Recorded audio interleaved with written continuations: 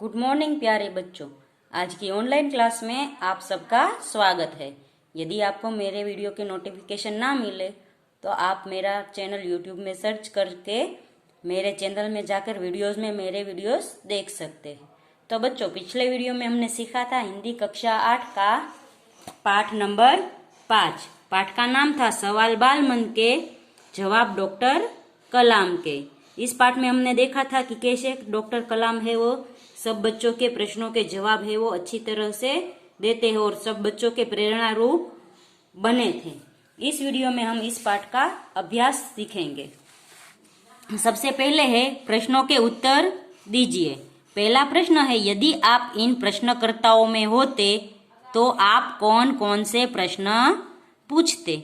यदि हम है वो प्रश्नकर्ता के में होते तो हम है वो पहला प्रश्न पूछते, पढ़ाई में रुकावट न आए इसलिए हम क्या करें। दूसरा प्रश्न पूछते, मातृभूमि का ऋण हम कैसे चुकाएं। तीसरा प्रश्न पूछते, देश की सेवा के लिए हम क्या करें। तो बच्चों, ये 3 प्रश्न मैंने बनाए। आप है कुछ और प्रश्न पूछता ना चाहते हैं तो वो भी लिख सकते हैं। फिर दूसरा प्रश्न है, डॉक्टर कलाम ने अपने बचपन की कौन सी यादगार घटना सुनाई। तो जब डॉक्टर कलाम 5वीं कक्षा में थे तो उसके शिक्षक है वो ये दिखाना चाहते थे कि पक्षी कैसे उड़ता है। तो उसने क्या किया, वो है समुद्र किनारे ले गए और सब बच्चों को दिखाया कि पक्षी कैसे उड़ते हैं। यह एक जीवंत उदाहरण देखकर डॉक्टर कलाम के मस्तिष्क में ये यादगार घटना हमेशा के लिए कैद हो गई। इस तरह हम भी है वो बच्चों को है वो दिखाकर है वो समझा सकते हैं, क्योंकि बच्चे है वो देखने वाली चीज या देखने वाले जो भी वस्तु है वो तुरंत याद रख लेते हैं पढ़ाई के अलावा। यदि हमें जो प्रयोग हमें सामने करने को मिले तो हमें ज्यादा याद रहता है। तीसरा प्रश्न है, आपकी यादगार घटना बताइए। तो बच्चों, यहाँ पर है वो मैंने मेरी यादगार घटना लिखी है। आप है आपकी कोई और यादगार घटना हो तो वो लिख सकते हैं। जैसे मैंने लिखा है, मैं 7वीं कक्षा में थी, तब शिक्षक हमें एक नदी देखने ले गए।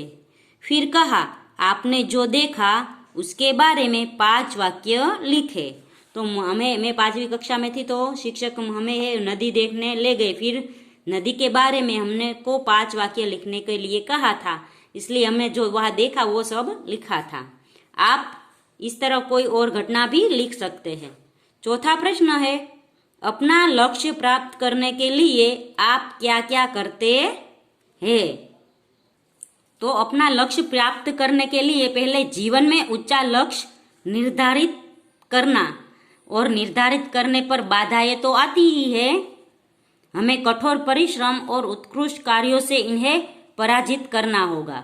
विघ्न बाधाओं से व्यक्ति को पराजित नहीं होना चाहिए। तो हम है वो अपना लक्ष्य प्राप्त करने के लिए विभिन्न बाधाओं से भी लड़ जाएंगे और कभी हारेंगे नहीं। 5वां प्रश्न है, किसी को मुसीबत में देखकर आप क्या करते हैं। तो किसी को मुसीबत में देखकर मैं उसकी मुसीबत में मदद करती हूँ और उसकी मुसीबत दूर ना हो तब तक उसका साथ देती हूँ अथवा दूंगी। फिर है, परिच्छेद को शुद्ध रूप से पढ़िए और सुंदर अक्षरों में लिखिए। तो यह है हमें पढ़ना है और ऐसे ही सुंदर अक्षरों में हमें लिखना है। आगे का प्रश्न है, बचपन में हमें किस भाषा को प्रधानता देनी चाहिए, मातृभाषा या अंग्रेजी। क्यों। तो बच्चों, हमें है वो मातृभाषा को प्रधानता देनी चाहिए। बचपन में हमें मातृभाषा को प्रधानता अथवा प्रमुखता देनी चाहिए, क्योंकि भले ही हम बोले अंग्रेजी पर हम सोचते अपनी मातृभाषा में ही है। मातृभाषा में शिक्षा मिलने से बच्चा जल्दी सीख सकता है।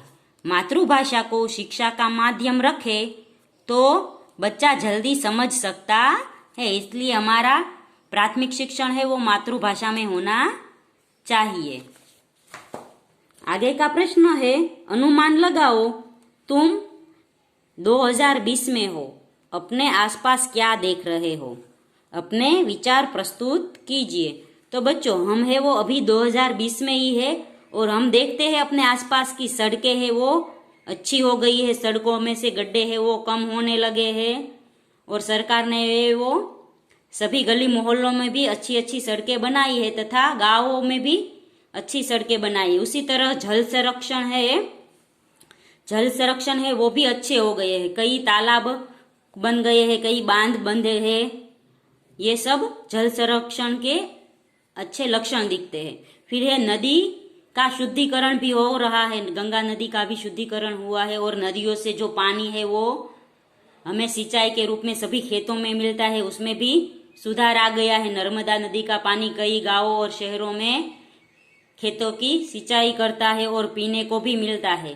फिर नौजवानों के लिए अलग अलग नौकरियों की तक भी अभी खुल रही है। नौजवान है वो अपना नया बिजनेस है या नई कोई कार्य करना है तो बैंक है वो उसे लोन भी दे रहा है, वो भी कम ब्याज पर।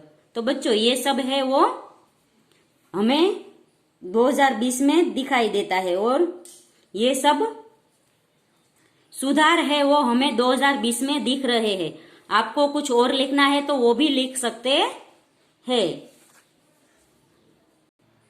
बच्चों, आप है 2020 में अभी है तो आपको कुछ और दिखाई दे रहा हो तो वो भी आप अपने विचार है वो यहाँ पर प्रस्तुत कर सकते हैं। ये मेरे विचार मैंने प्रस्तुत किए हैं, आप अपने भी विचार प्रस्तुत कर सकते हैं। तो बच्चों, आज के वीडियो में हम यहाँ तक की पढ़ाई करेंगे। अगले वीडियो में हम है वो इस पाठ का स्वाध्याय सीखेंगे। तब तक के लिए गुड बाय, टेक केयर।